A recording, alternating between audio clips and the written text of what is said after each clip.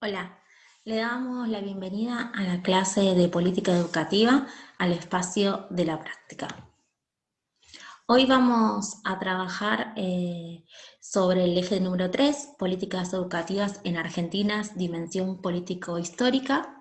y vamos a trabajar con dos textos, uno de Pablo Pinó, que se llama Docente se hace, notas sobre la historia de la formación en ejercicio, y otro de Aliud, que se llama La formación docente en la Argentina. Como siempre, ahora acomodo acá. Como siempre, comenzamos conociendo el rostro del autor, de Pablo Pinó, que es docente titular regular de la Cátedra de Historia de Educación Argentina y Latinoamericana, es profesor de enseñanza en el Instituto Mariano Acosta, ha publicado diversos libros y trabajos en revistas nacionales y extranjeras como autor, coautor y director en temáticas de historia, teoría y política de la educación. Todas las personas que vienen del campo de educación o han transitado alguna de las materias en ciencia de la educación seguramente lo conocen, pero bueno, como ustedes también saben, esta materia la cursamos con los estudiantes y las estudiantes de ciencias políticas, así que acá presentamos al autor y ahora sí, ya nos metemos de lleno a analizar el texto. Docente se hace, nota sobre la historia de la formación en ejercicio, es el texto que vamos a trabajar, y uno de los problemas centrales que los sistemas de educación, perdón, ahí está, no sé si se ve bien, uno de los problemas centrales que los sistemas educativos tuvieron que enfrentar a lo largo del tiempo tuvo que ver con el establecimiento y la formación de los agentes de difusión. La formación inicial y la formación en ejercicio establecieron históricamente relaciones diversas entre sí en lo que respecta a las concepciones pedagógicas, a la organización del sistema y a las instituciones involucradas, y es un poco lo que aborda el autor en este texto. La construcción de la profesión docente, la renovación pedagógica a mitad del siglo XIX y la fundación del normalismo. Este es como inicia el texto que nos propone Pablo Pinau,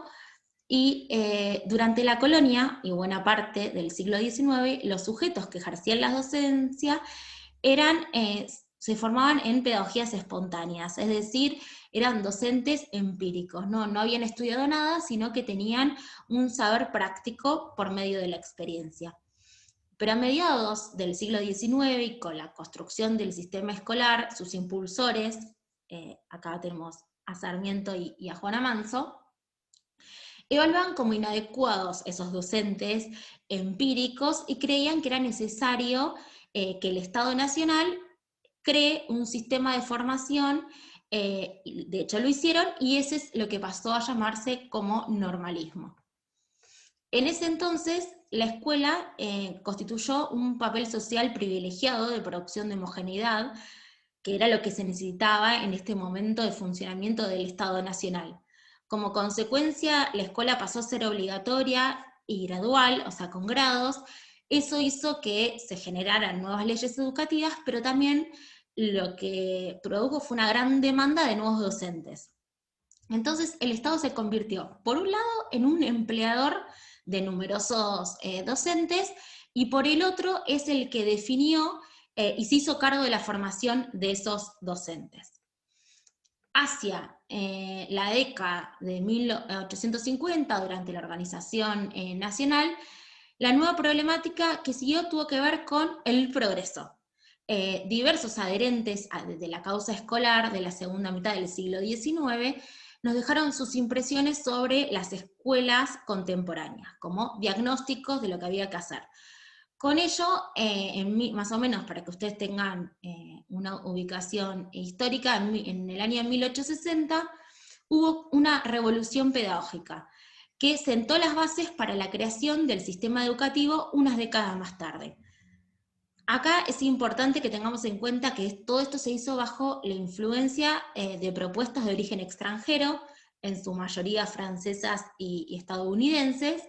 las escuelas pasaron de llamarse de primeras letras, como se llamaban antes, a denominarse escuelas primarias.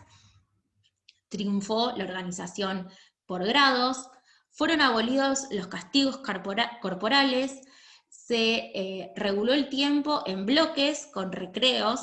Esto es importante para ahí, las personas que vienen estudiando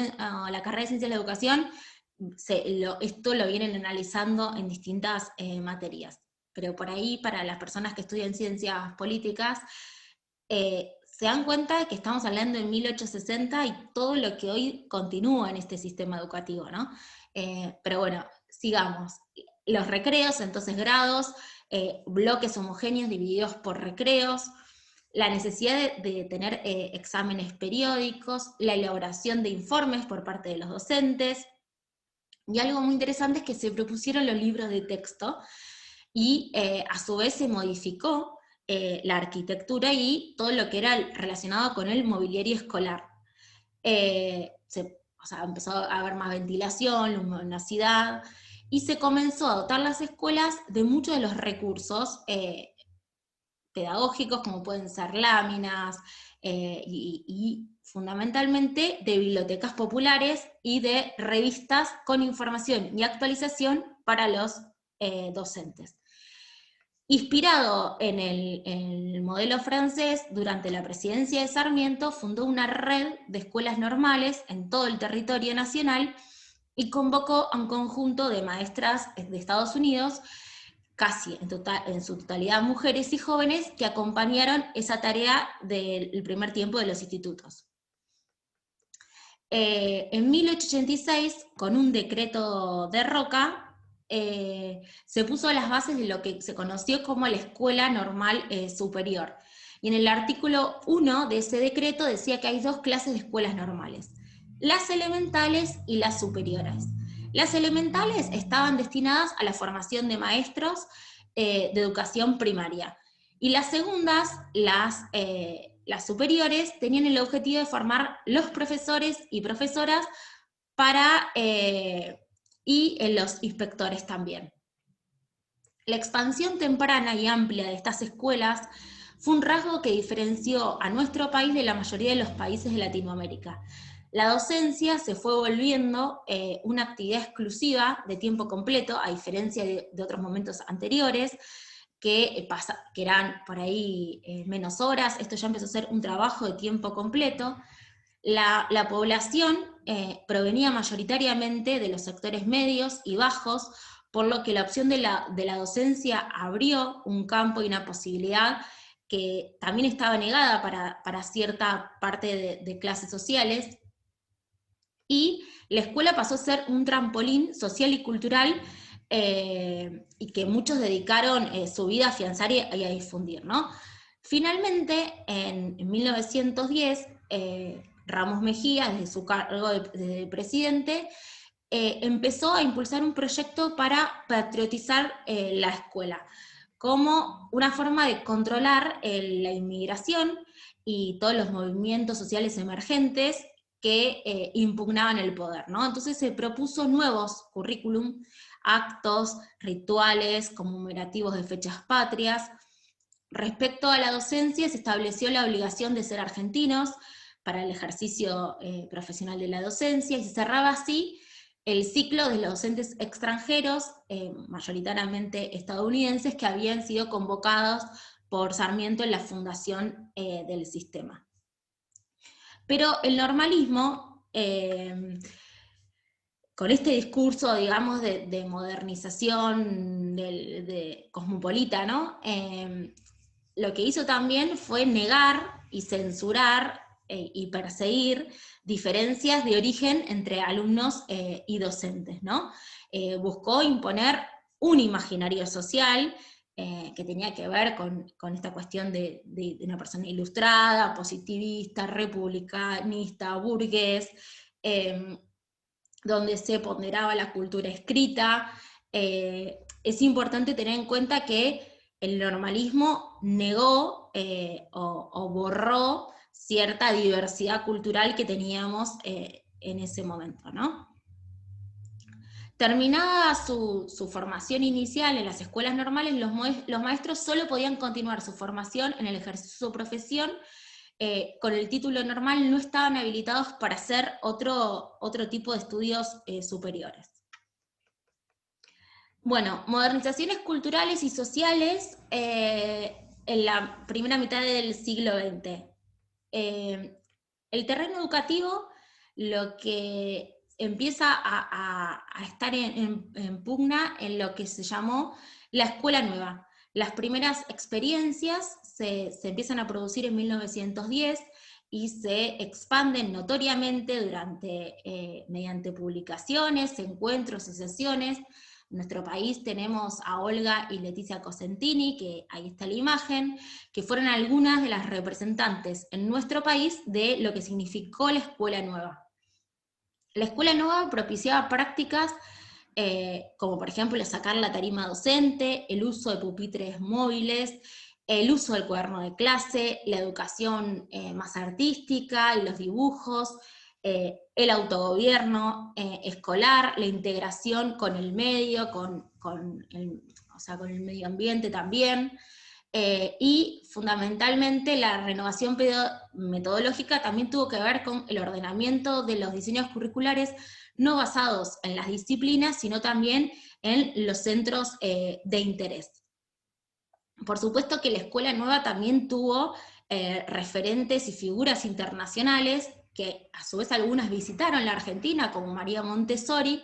y pedagogos que fueron participando de eventos y de congresos que fueron constituyendo esto que se llamó la Liga Internacional por la Nueva Educación. Más allá de la presencia de la escuela nueva, no llegó a consolidarse en nuestro país como un movimiento organizado alrededor de una política político-pedagógico, sino que fueron experiencias distribuidas a lo largo de todo el país, pero no generaron algo unificado a nivel nacional, ¿no? Pablo Pinó se pregunta si la relación entre la escuela nueva que estableció con el normalismo fue de oposición o de adaptación. Y él va a decir que no nos animamos a sostener que coexistieron en forma variable ambos procesos, pero sí que la escuela nueva trajo la revisión de los modelos de alumno y de docente, la concepción de enseñanza y las prácticas propuestas que demandaron a las nuevas modalidades de formación un ejercicio para que se difundieran estas nuevas prácticas de la escuela nueva. Una de las prácticas privilegiadas fue la aparición de nuevas publicaciones, en este caso publicaciones no oficiales. Hasta ese momento toda la publicación oficial estaba centralizada, por ejemplo, en lo que se conoció como la revista El Monitor, y acá empiezan a aparecer publicaciones que ya no eran solamente hechas por el Estado, sino que empiezan a ser publicaciones hechas por dos grupos de docentes, agrupaciones políticas, por el anarquismo y también por la Iglesia Católica, que estaban estimuladas además por la expansión y la consolidación del mercado editorial a lo largo de todo nuestro país, ¿no? A su vez, muchos docentes empiezan a participar de otros espacios educativos donde se exploran nuevas formas pedagógicas y didácticas, como las llamadas sociedades populares de la educación, y en 1909 la Asociación del Profesorado convoca el primer Congreso de Sociedades de Educación, y empiezan a ir grupos que a su vez eran grupos muy diversos, porque estaban los grupos que tenían que ver con los que defendían al normalismo, pero también los grupos de escuelas nuevas, pero sí que en ese congreso va generando mayor hegemonía los sectores progresistas. Si bien hasta 1910 las sociedades populares de la educación ocupaban principalmente de la infancia, empiezan también a ver qué pasa con estos adultos que no habían pasado por la escuela, ¿no? Los adultos analfabetos. Y se empiezan a privilegiar también, a ocupar también de la formación de todos estos sectores que habían sido tradicionalmente excluidos del sistema escolar hegemónico, y empiezan también a pensar a orientar un trabajo hacia la alfabetización de los adultos y a la formación de este sector y también a la inserción laboral.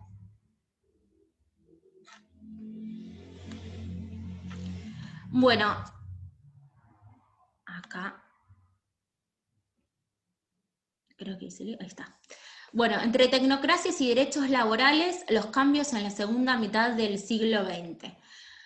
Bueno, la situación que antes describimos, que nos plantea Pablo Pinó, se mantuvo sin mayores cambios, a decirle, él hasta la década de los 70. El agente formador inicial de los docentes siguió siendo el Estado Nacional,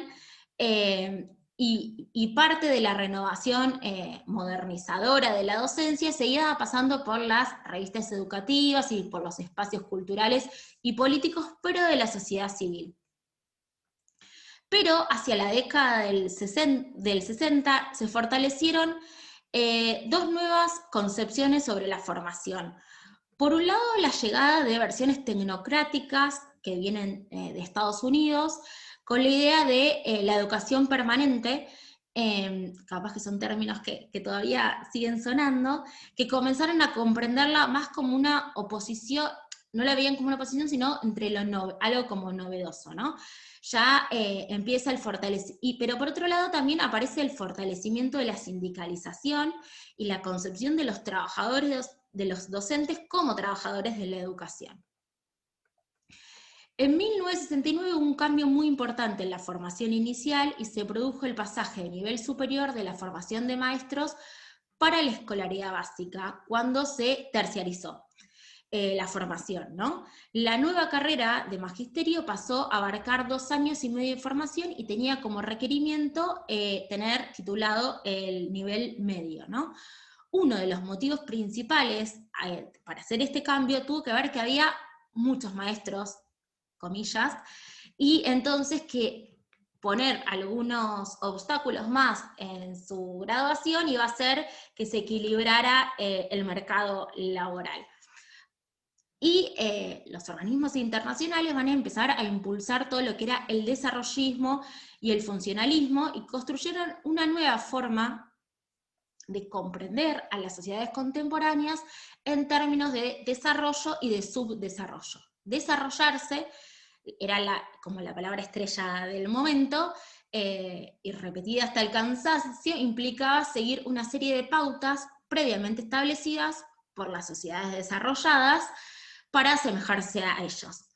La pedagogía también tuvo que reactualizarse de acuerdo con estos parámetros de desarrollo, y empieza a venir todo lo que tiene que ver con el economicismo, la tecnocracia, la teoría del capital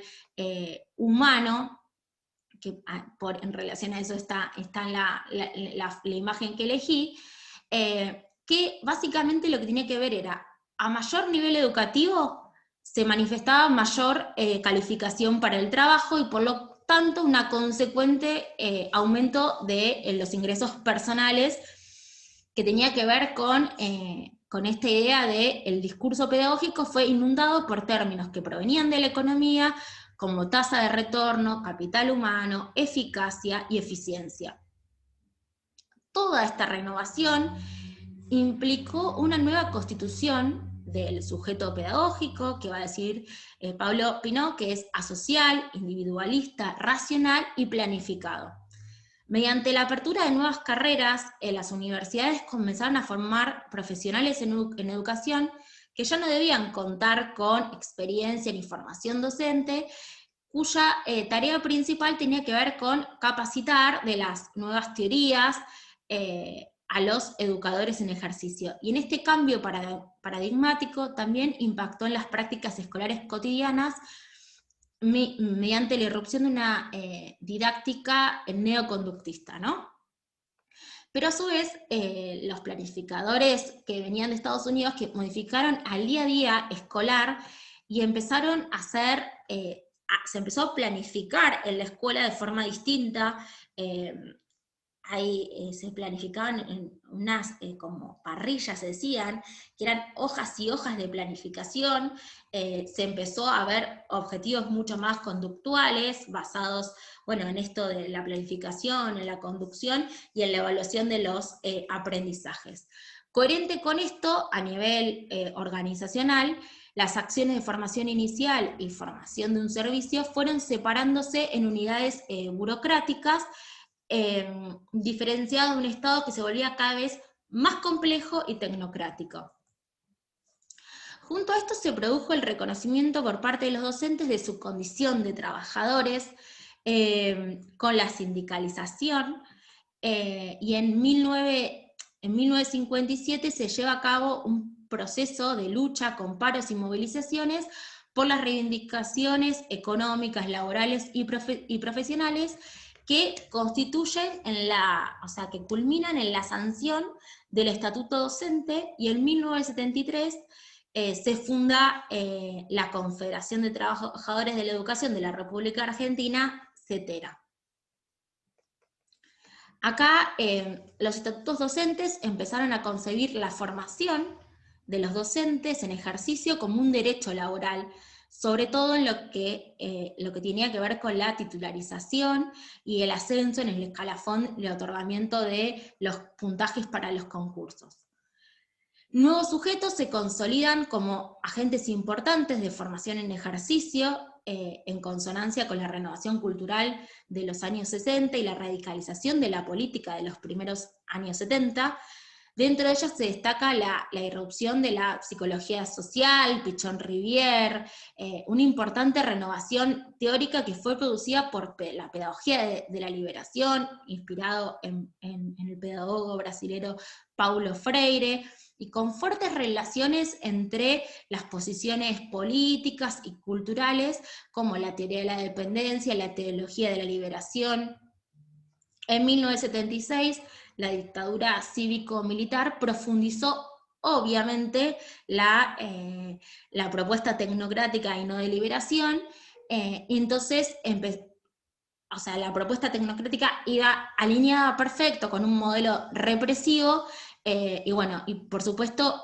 persiguió a todos los trabajadores de la educación que se paraban desde una pedagogía de liberación, ¿no? Esto es lo que nos plantea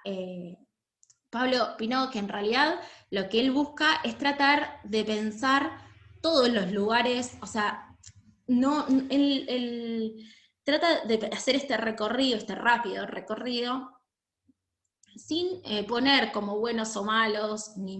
mejores ni peores, sino ir analizando cada uno de los momentos y de lo que podemos aprender de ese momento y que nos puede llegar a hacer reflexionar en la práctica docente y en las políticas educativas de hoy, ¿no?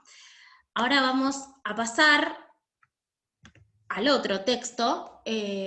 con una autora que se llama Andrea Liau. Ella es doctora en educación por la Facultad de Filosofía y Letras de la UBA, es docente e investigadora en el Instituto de Ciencias de la Educación de la Facultad también de la UBA, y es profesora en el posgrado de la Universidad de Itela.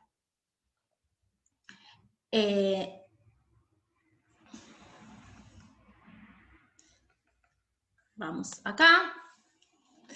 Bueno, la autora va a presentar un análisis del sistema formador de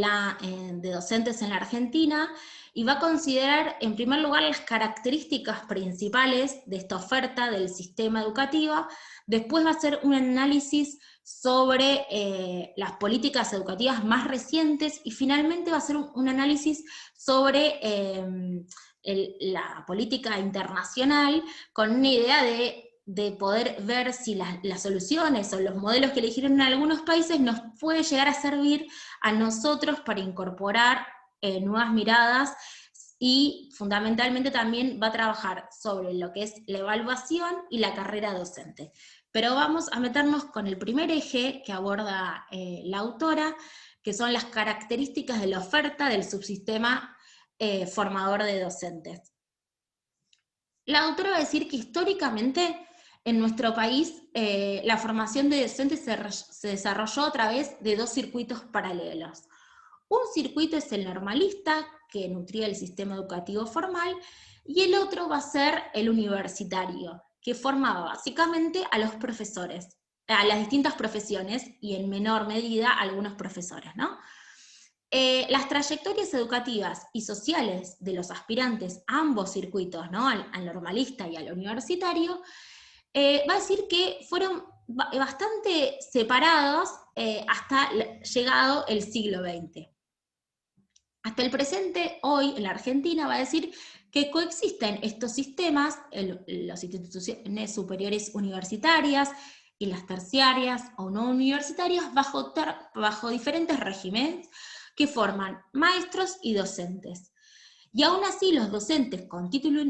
universitario van a representar una minoría dentro del sistema educativo general. Ella se va a referenciar sobre un estudio que hizo Molis en el año 2006, que compara los circuitos formativos terciarios y los universitarios que ofrecen carreras docentes, y los va a empezar a identificar y a comparar. Y va a decir que que dentro del sistema general conviven los docentes formados en los terciarios y en los universitarios. Y una de las características que esta investigación de Molis da cuenta es que en la formación terciaria tienen mucho más en cuenta la cuestión pedagógica. En cambio, en las universidades se tiene mucho más en cuenta la academia y menos la cuestión pedagógica. Que fundamentalmente la formación terciaria forma docentes de nivel inicial y primario, pero también forman docentes de nivel medio, y va a decir que la excepción a este modelo antagónico van a empezar a ser las nuevas universidades, lo que se conocen como las universidades creadas en el último gobierno de Cristina Kirchner, fundamentalmente las universidades del conurbano, que van a empezar a saldar esta deuda entre la centralidad, entre la excelencia académica y la centralidad de la formación pedagógica. A su vez, los rasgos organizacionales del nivel superior no universitario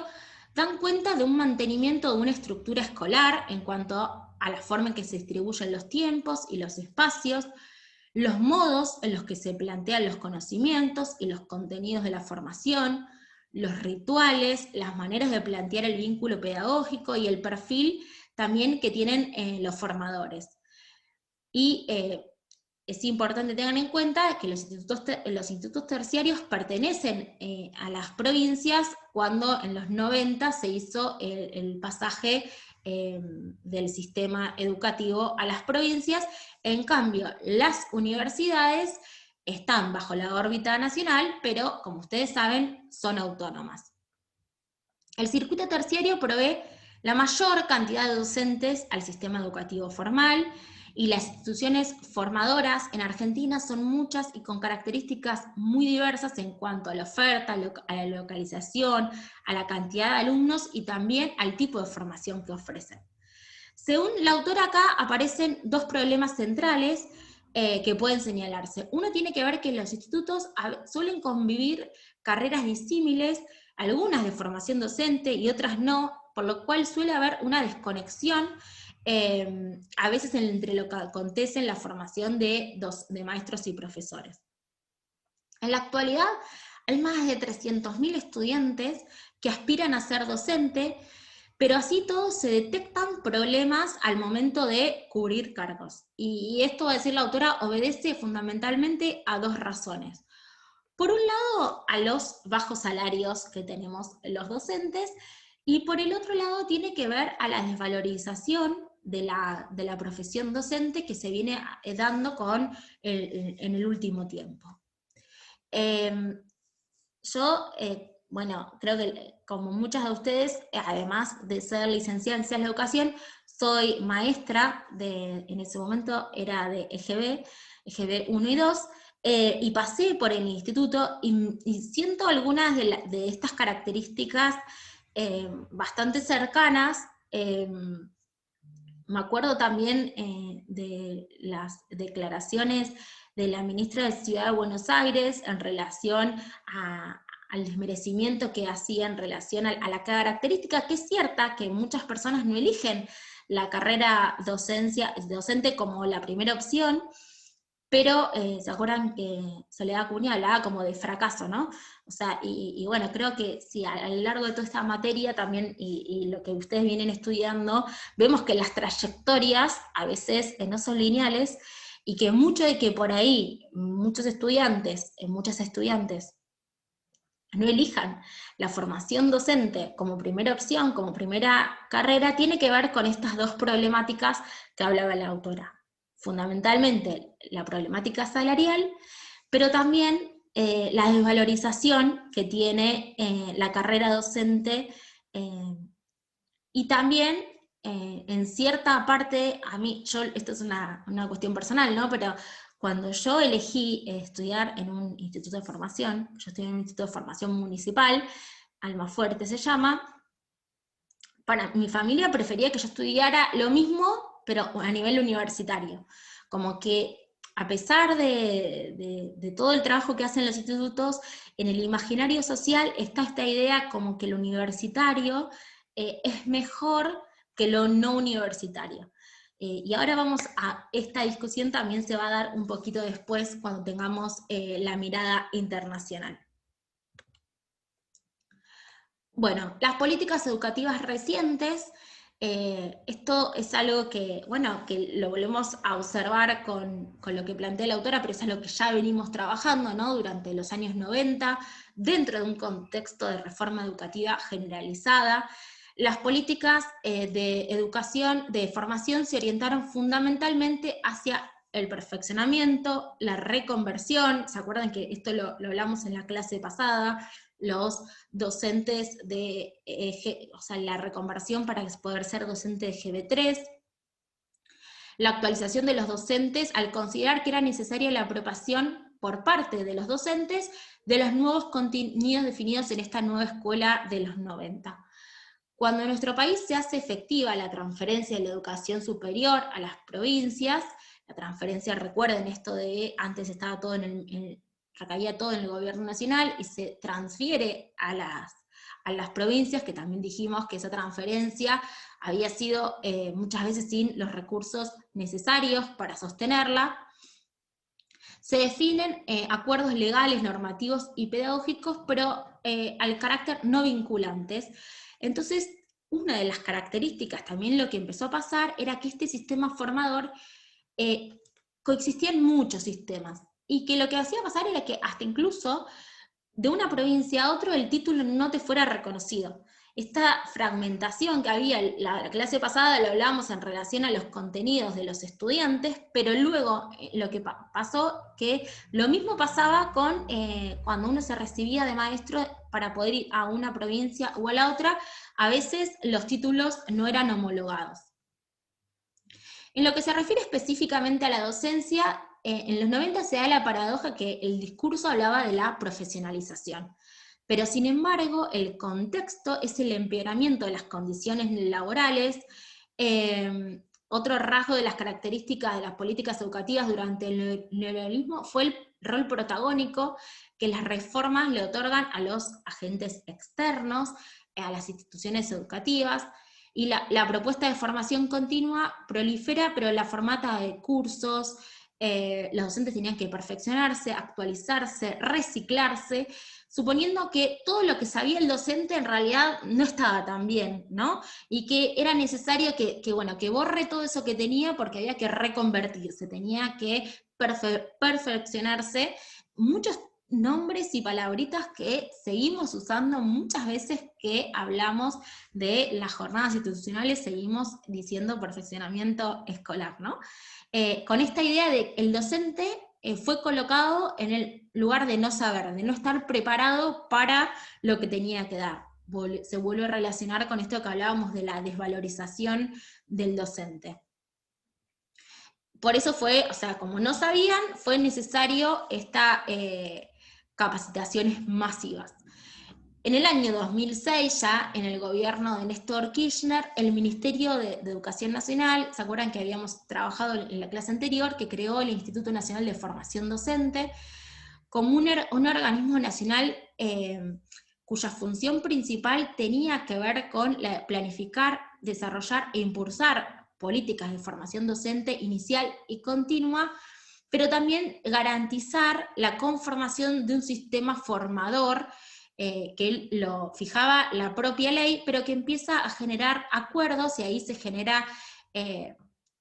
la formación, pasa a ser de 4 años, la formación docente en los institutos no universitarios, ¿no? Esta fue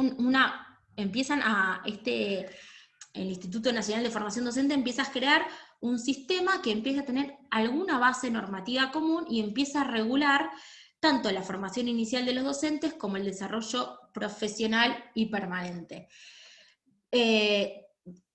Otra de las cuestiones que también tiene que ver un poco con lo que ustedes van a tener que hacer para el trabajo práctico es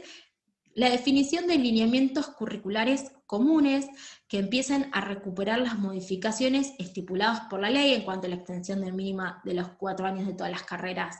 no universitarias. Se avanza en la definición de propuestas orientadas fundamentalmente hacia la práctica escolar. Se empiezan a generar definiciones, y lo que sí queda pendiente es un marco orientador en la formación continua y el perfeccionamiento de los profesores, de la oferta y los problemas de ingreso, retención y deserción de la profesión que también afectan el sistema formador. Otro de los elementos que merecen atención en el nivel del sistema formador se refiere al logro de articulación real y efectiva del sistema del nivel superior, que permitía rescatar la fortaleza de los modelos vigentes y desafiar a otras instituciones sobre el desarrollo de deudas pendientes. Para ello resulta imprescindible pensar y regular la formación docente como un sistema integrado en la totalidad, que pueda tener tanto los institutos de formación docente no universitarios, pero también que pueda comprender a las universidades. Corro. Por ahí. Bueno, el tercer eje tiene que ver con la tendencia internacional. Las experiencias internacionales de formación docente, va a decir, la autora nos brindan algunos aportes para considerar en función de las problemáticas que venimos analizando. Es decir, que dice, no son lo que tenemos que hacer, sino que a veces ver cuestiones de educación comparada nos hace pensar si algunas de las soluciones que eligieron otros países se podrían adaptar al nuestro o no. No es bueno o malo, sino nuevas formas y tratar de reflexionar cómo otros países hicieron. La autora va a decir que la experiencia internacional muestra que la mayoría de los países a la formación docente viene siendo asumida por las universidades o por institutos que adoptan los parámetros de la actividad universitaria. Pero la experiencia internacional también demuestra que el pasaje de la formación a la universidad por sí sola no genera mejoras. O sea, hay una tendencia, con esto que yo les contaba, que a veces hay una cuestión de lo que la gente considera que la universidad es mejor que los institutos terciarios. Ah, bueno, listo, entonces pasemos todo el sistema de los institutos a la universidad y con eso ya estamos. Bueno, no, nos va a decir la autora. Internacionalmente también se ha demostrado que solo el pasaje no alcanza, que hay que hacer otras cuestiones, y una de esas tiene que ver con que contemplen otras variables. Por ejemplo, ella va a decir que en el caso de Finlandia, que suele ser un gran ejemplo de educación,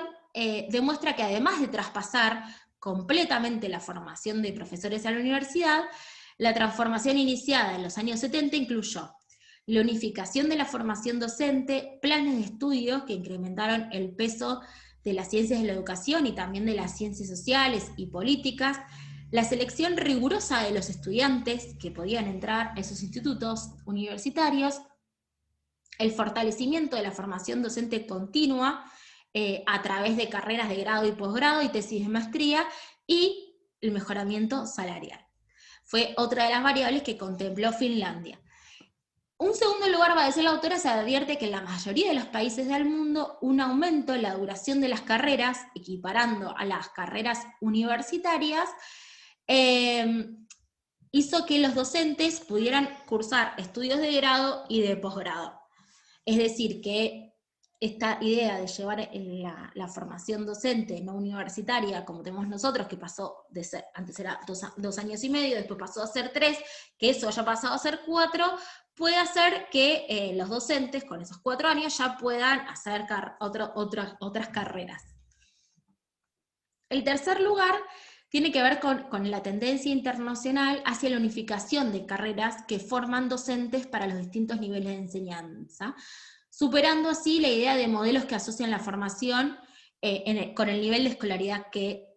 es. O sea, no es estudiar para maestro de primaria o profesor en nivel medio, ¿sí? ¿Se entiende? La nueva ley de educación nacional de nuestro país avanzó en ese sentido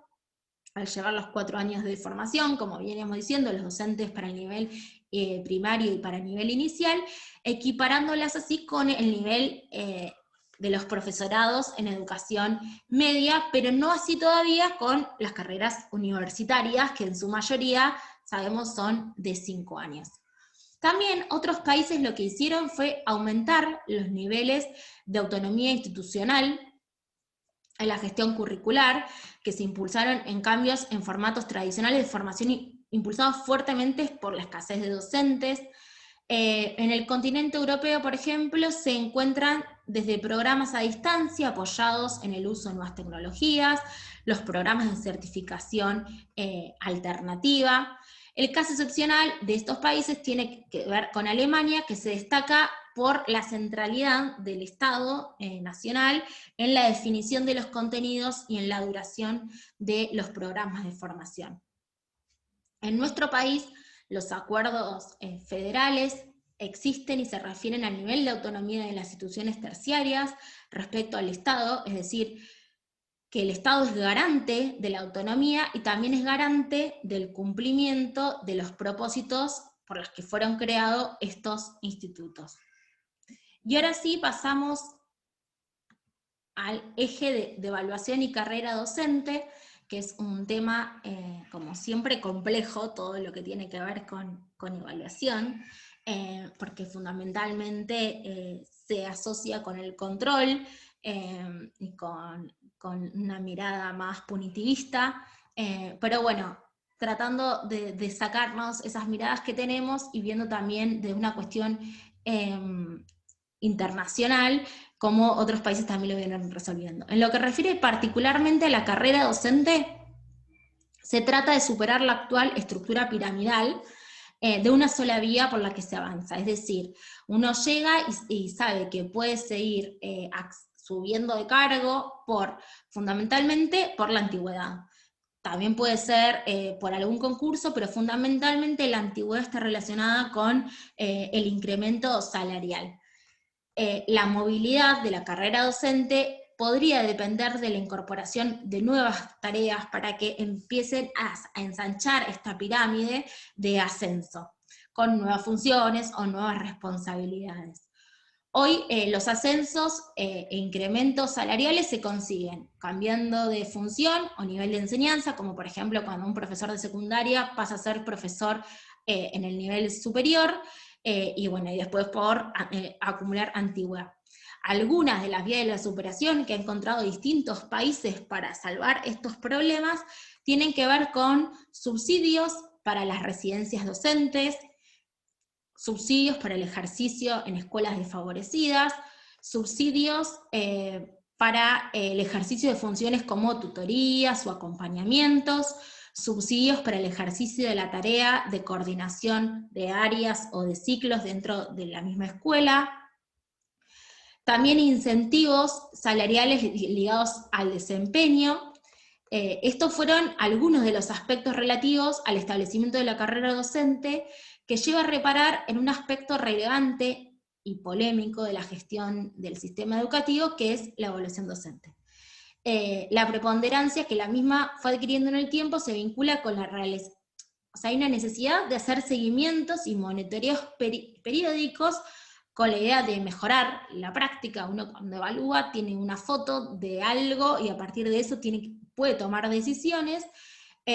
sobre la formación docente, sobre la calidad, pero bueno, nosotros también sabemos que a veces distintos momentos históricos han hecho que esta evaluación pueda ser un ranking que solo sirva para decir lo mal que está en tal, según X prueba internacional, los docentes nuestros son los peores, ¿no? Sabemos que todo eso también pasa, que suelen ser, pero que bueno, que la tendencia mundial indica que los países utilizan distintos mecanismos de evaluación y certificación de las prácticas docentes según se focalice en la formación inicial, en el ingreso a la carrera, en el ingreso a la profesión. Por ejemplo, en Francia se exige una licenciatura para ingresar a la carrera docente, los candidatos son evaluados y luego de 2 años que se preparan pedagógicamente, solo la aprobación los posibilita a la obtención del diploma docente. Vamos a decir que existen distintos niveles de evaluación de desempeño docente que han sido tomados por distintos países y en particular o de maneras combinadas. Y en estos casos la evaluación podría realizarse considerando el perfil profesional de los docentes a través de su formación inicial y permanente, los resultados de los aprendizajes obtenidos por los alumnos, los comportamientos de aula de docente, las estrategias, los vínculos que establece también con sus colegas. Estados Unidos es el país que se relaciona fundamentalmente a la acreditación de los docentes con los avances logrados de sus alumnos, tomando consideración no tanto los resultados obtenidos, como sí las mejoras alcanzadas a lo largo del ciclo lectivo. Para el caso argentino, va a decir la autora, es importante considerar que la docencia conserva intactos los rasgos principales de lo que es el empleo público, como la estabilidad laboral y el aumento salarial por antigüedad. Y a su vez que existen los estatutos docentes que regulan fuertemente la actividad. Por lo tanto, el sistema vigente fomenta el credencialismo, es decir, la acumulación de certificaciones para obtener mayor puntaje, y después la única forma para ascender también tiene que ver con la antigüedad de los concursos. Hasta la nueva Ley de Educación Nacional, la única vía de ascenso para la carrera docente representaba la salida del aula, es decir, no la salida de la escuela, pero sí la salida del aula. Bueno, soy vicedirectora, soy secretaria, soy director, soy inspector. Lo que va a decir la autora es que no hay formas puras ni recetas mágicas que en sí mismas pueda decir, bueno, esta receta implica, por ende, la mejora del sistema educativo, pero que es interesante empezar a pensar cómo, tomando o no experiencias de otros países, se requiere también de políticas integrales que no obvien las tradiciones, la historia, los modos de actuación y el saber de esos docentes. Y mirar a veces hacia afuera, va a decir la autora, nos permite apreciar qué sistemas educativos hay, cuánto tiene que ver la ideología de eso, la formación de organización y la administración que presentan cada uno de los sistemas que estuvimos viendo. Bueno, llegamos al final de la clase, saben que nos pueden escribir, recuerden que tienen que hacer el trabajo práctico, que tienen que entregarlo, que Brian ya le explicó, pero tampoco quiero que se olviden de participar en los foros, es el último esfuerzo, sé que son momentos difíciles, si escucharon algún grito, están mis hijas acá, entiendan, como muchos de ustedes sabemos que se combina el teletrabajo, a veces otros trabajos, las maternidades, las tareas de cuidado, que sobre todo caen en las mujeres y feminidades, pero eso es otro tema para otra clase. Saben que cuentan con nosotros ante cualquier duda o ante también contar alguna situación especial, sabemos que es un momento muy difícil, pero no se atrasen, traten de llevar todo el día y bueno, y queda poco. Nos vemos. Saludos.